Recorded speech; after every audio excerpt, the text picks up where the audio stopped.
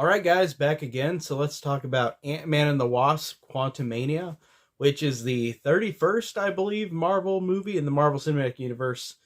I've really enjoyed most of these Marvel Cinematic Universe movies. I love a majority of them. There's some I think are okay. There's some that I think are in the middle. And I really like this franchise that it's made 31 movies, and I've really enjoyed a majority of them. Um, so I do like this franchise. Before I talk about this one. But Ant-Man and the Wasp: Quantumania is the third Ant-Man movie. I think the 31st film overall. Where Scott Lang and Hope Van Dyne and his daughter and his Hope's parents are all transported into the quantum realm, and we realize that Janet Van Dyne, Michelle Pfeiffer, has a connection to Kang, who is the going to be the new bad of the Marvel Cinematic Universe, and there is a story behind that, and they encounter Kang and a couple other colorful characters, and that's the basic plot I'll say about this. I thought that the movie was fine. It's not. It's weird with me because I don't look at these movies like they are. Um, like I don't look at these movies like I dislike any of them. I think the one I like the least is Eternals, and I've only seen that once. I might like that more, but the first watch I did not really care for it. Um, but I do love this franchise. I do love what they do with these characters. I think they're fun. I think they're interesting. And I'm not really into the comics. I don't know much about these characters besides the base value of these movies. So I'm not the person to look at for that point of view for these movies or for these characters. But I'll say this: I thought that this movie was fun. I thought that while it's not the best Marvel movie, it doesn't deserve the Rotten Tomatoes rating it got. I felt like my biggest issue with Ant-Man and the Wasp: Quantumania is that it honestly should have. It feels like it's not the last draft of the movie. It felt like there was kind of a couple lazy elements of moments in this where there was the humor that really didn't fit. Sometimes I felt like the movie I thought was better in terms of tonally changing it with Kang versus Ant-Man, because Ant-Man is of course a comedic character and Kang is, from what I heard, a diabolical villain like Thanos. And having him in this is weird because from what I heard it sounds like it wouldn't make sense, like in terms of the tonal back and forths of serious Kang and like a goofy Ant-Man. But I thought that they did that all right here. I thought that the characters were all fun like usual. Like Scott Lang is still fun. I thought that Hope Van Dyne, Evangeline Lilly, was kind of sidelined. Weirdly enough, she was really not in this movie that much. It felt like, or she didn't have. She kind of had stock line. She didn't really have anything that was very interesting to say or humorous. Um, I do like seeing Catherine Newton as Cassie Lang. I thought that was cool seeing her again. She was in Freaky, which is a horror movie I really liked, a horror comedy that I really liked. Christopher Landon did a couple years ago. But she's really good in this, as like she's fun. She's a cool character. I like her. These characters are pretty basic, but I think that they fill their roles pretty fine. Um, I did I did like some of the things with Michael Douglas and Michelle Pfeiffer, and I like that they had more screen time than than before. Like, I mean, you had enough Michael Douglas in the first Ant-Man, and then Ant-Man 2, you did have it as well, and then you meet Janet Van Dyne at the end of Ant-Man and the Wasp, and then they're in Avengers Endgame, but they have no dialogue. So, like, it's cool having Michelle Pfeiffer get more of a role in this. I really like her already, so I think that it's great seeing her and Michael Douglas together. I think that they're good combination.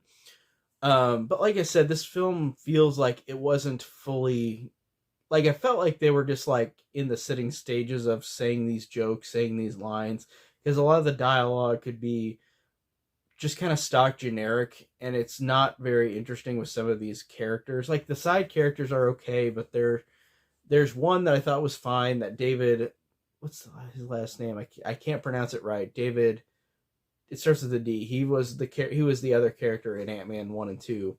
One of the heist guys. David something. I can't pronounce his last name because it's a Dasjamal. No, I can't. I'm not going to try to say it. I feel like I'm going to screw it up even worse. But yeah, he is a character in this as well, an alien creature. So he has a different voice, or he has his voice. So I guess that's the only reason he's in this. This movie also took away all the heist characters. It took away Luis, who was the comedic guy who would tell the story of, and then this happened, and then this happened, back and forth, and that was really funny in the first two Ant-Mans. But he's not in this. It really, the first 10-15 minutes are in the real world, and then the rest of the movie is in Quantumania, in the quantum realm. So there's not much of being in the real world in this. They're in this fake world. Also, I will say this, the CG in this, it's weird to say, it feels like a downgrade. And I read that apparently Marvel, whenever they're focusing their budget on these movies, Black Panther Wakanda Forever, which came out before this, they had more of a support on their CG in that. And in this movie, I'm not saying this is like a giant insult, but like this movie looks like Spy Kids 3D Game Over. You know, the movie from 2003, the Spy Kids movie that was in 3D and it had really weird CG. It reminds me of this, and there were also those memes and jokes online that did say that it was like that. Like, I did see people say that this is like Spy Kids 3D, and there's even shots that look similar. The plot of this, while fine, like it was serviceable. Like, the plot is serviceable. It was really Empire Strikes Back. Bill Murray is Lando Calrissian, literally just Lando Calrissian, but he's Bill Murray in this, and Bill Murray's fine. He's always fun. But the plot of this is very similar. They're separated. Scott and Cassie are separated from everybody else, and they slowly come together towards the end of the movie, like Empire Strikes Back. And it's just very similar in plot. Also, this movie with all the CG reminds me of the Star Wars prequels, in which there is a shot that is exactly like, where it's a shot of I can't say what it is, but there's a shot of some people, and the shot is literally the exact same shot as Star Wars Episode 2, Attack of the Clones, where the clones are all together in formation. And you can also argue in Return of the Jedi too. They do the same thing with the clones in the same Foundation line, but it looked just like Attack of the Clones because it was CG and not real, you know. But it was funny to see that there is a lot of Star Wars stuff in this. And I know there's probably some Star Trek influence too, but I've only seen the movies. I haven't seen the show, so that's something I'm not very developed in terms of that franchise, Star Trek. I've seen some of the movies, but I will watch the show eventually. But I have not seen any of the shows. But yeah, this felt very Star Warsy and probably some Star Trek in there too. And it's not like it was a bad homage to it. It's just kind of whatever. Like, I thought that this movie was just serviceable. There was nothing that stands out super, super well. But also, saying that, this is the 31st Marvel Cinematic Universe movie. Like, how can you always make winners and make a winner and make a hit? Like, there's not always going to be that thing. There's always going to be, especially with the franchise this big, there's always going to be one someone dislikes, or someone thinks it's okay, someone thinks that's the best, someone thinks that's the worst, you know, because there's so many, you can't just say everyone's the best one. But not to say that this is awful. It's definitely not. It's totally fine. It feels totally serviceable. I'm interested to see what they're going to do with Kang, because Kang in this movie, Jonathan Majors, who is really on fire right now. He's one of those actors right now, like with Jenna Ortega, is one of those actors that is just everywhere. I see him and Jenna Ortega everywhere on movies, on shows. In this case, for Jonathan Majors, it's movies, because there was a time when I went to the movies this last year, and there was a trailer for Ant-Man 3, for Creed 3, for that one airplane movie, with Jonathan Majors. So he is just killing it right now in terms of being in movies, and I can't wait to see him in Creed 3, because I'm gonna definitely see Creed 3, of course. But Jonathan Majors in this, I think, is really good. I think that he definitely gives off a presence, and I like that. And I was listening to a podcast, which I'll plug here, the MCU Beyond Infinity podcast. Check it out on Spotify. I've got a friend who told me about it, and it was recommended it, and it was really a good podcast. And one of the guys on there said that with Jonathan Majors versus Josh Brolin as Thanos, Jonathan Majors has not been in that many movies. He's just becoming a star, so he's really got to prove what he can be. And I like that in this movie he does a good job of that. He is really good in this movie, and I thought that he really sells it as this villain. He was also in Loki season 1 as well, which I thought he was great in it, but he played a totally different Kang. And of course, you've heard that there's Kang variants, so like it's not the same Kang as the one in Loki season 1, um, but I think he's great. I'm really enjoying what he did in this role. I thought that he gave off a good sense of dread. I like that.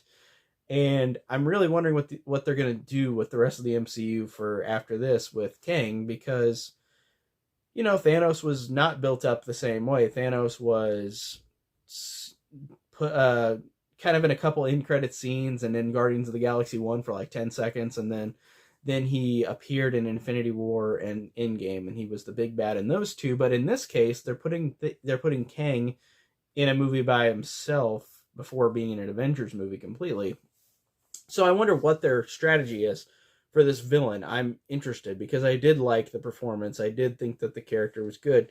So I like that about it. But like I said, overall, I think it's fine. The CG is a little shoddy. The humor sometimes doesn't land, and this also has a lot of stock dialogue in it, where Marvel at first was good at not doing that, and I feel like now with all these movies, it's kind of hard because these Marvel movies are typically the same movie, same 3 acts, and it's hard to do that. And I'm not saying that that's an easy thing at all to do, because you're doing the same thing over and over again essentially.